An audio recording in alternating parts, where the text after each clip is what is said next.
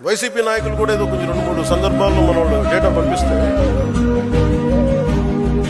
మీరు కాపులకి ఏం చేశారు ఇవన్నీ మాట్లాడుతుంటే నేను ఒక కాపుల కోసం ఆలోచించడం నేను రెల్లి సమాజం గురించి ఆలోచిస్తాను, మాల సమాజం గురించి ఆలోచిస్తాను, ఆదిక సమాజం గురించి ఆలోచిస్తాను, బీసీల సమాజం గురించి ఆలోచిస్తాను, అన్ని ఉన్నత సోకాళ్ళు ఓసీ కాస్టుల గురించి ఆలోచిస్తాను, అందరూ బాగుండాలని ఆలోచిస్తాను. నేను దయచేసి ఒక కులానికి పరిమితం చేయాలనుకున్న, ఒక ప్రాంతానికి పరిమితం చేసి దాన్ని మీరు ఎదురుదాడి చేయండి. మన అందరి కోసం పనిచేస్తాం.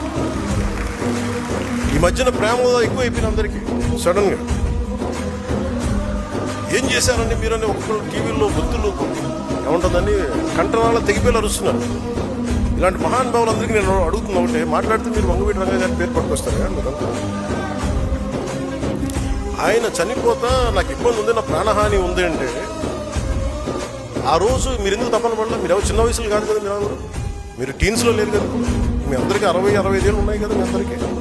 అంటే ఆ రోజులు మీకు కనీసం ఒక 35 ఏళ్ళు, కనీసం మీకు 25 దాటి మీ అందరికీ ఆయన ఇబ్బంది పడుతున్నప్పుడు, నాకు ప్రాణహాని ఉందనుకున్నప్పుడు ఈరోజు ఆయన కోసం గొంతు చించుకుంటున్న మనుషులందరూ ఏమైపోయారు? ఆ రోజు ఆయన చుట్టూ ఒక దడిగట్లా అయిపోయారా, ఒక పద్మవ్యూహంలా ఉండలా అయిపోయారా? అప్పుడు వదిలేశారు అందరూ. అంటే చనిపోయిన తర్వాత ఇప్పుడు కూర్చొని కథలు చెప్తారు. మీరు మనిషిని బతుకున్నప్పుడు రక్షించుకోలేంది, చనిపోయిన తర్వాత మీరు ఎన్ని కథలు చెప్తే ఎవరు నమ్ముతాడా మిమ్మల్ని?